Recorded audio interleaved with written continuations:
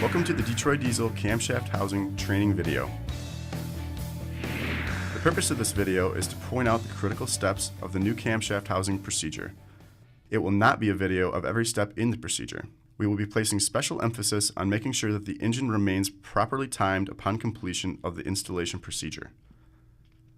The camshafts and rocker shafts will remain installed into the camshaft housing during this demonstration. The complete procedure was released in March of 2014 in Service Information Bulletin 333-14.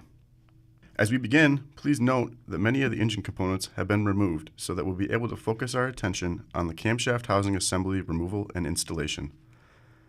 Removing the rain tray on the truck provides a lot more overhead clearance. The engine has already been set to top dead center and the flywheel is pinned. The technician will begin working on the procedure where the timing tool is set into place.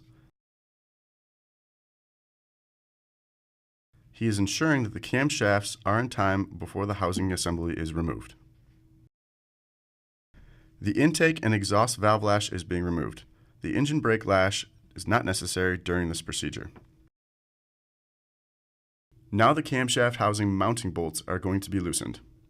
It is important to loosen the camshaft housing mounting bolts a turn at a time because the number 2 cylinder exhaust rockers and number 3 cylinder intake rockers are still compressing the valves. Following the correct bolt sequence during removal prevents damage to the camshaft housing, rocker shaft, and the camshafts. Once all the bolts are loosened, the camshaft housing may rise off the cylinder head. If it sticks on the alignment dowel, a pry bar can be used to break the housing loose. Rubber bands are added to the exhaust rockers to help prevent them from tipping towards the valves during the installation of the camshaft housing assembly. 4 M10 lifting eyes are installed into the rocker cover mounting holes. This helps balance the camshaft housing while it is removed from the engine. Any suitable lifting straps or chains will work during this step.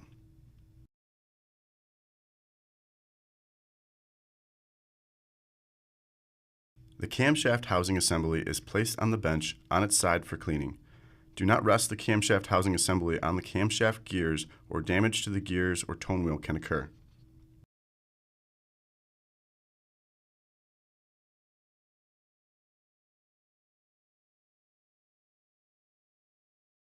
The technician is installing a new cam housing seal, making sure it is pressed into the groove evenly.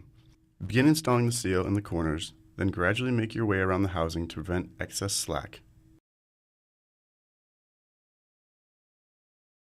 It is important that the cam housing sealing surface on the cylinder head is clean and free of any debris.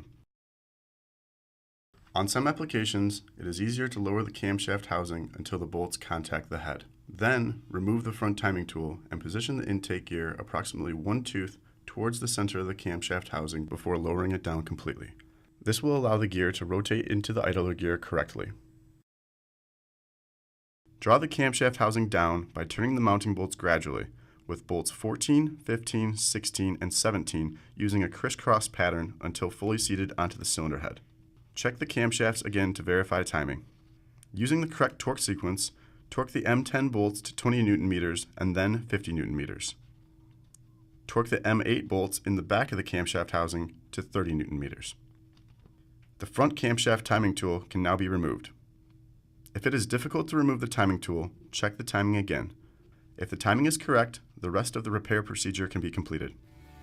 This concludes the camshaft housing assembly, removal, and installation procedure.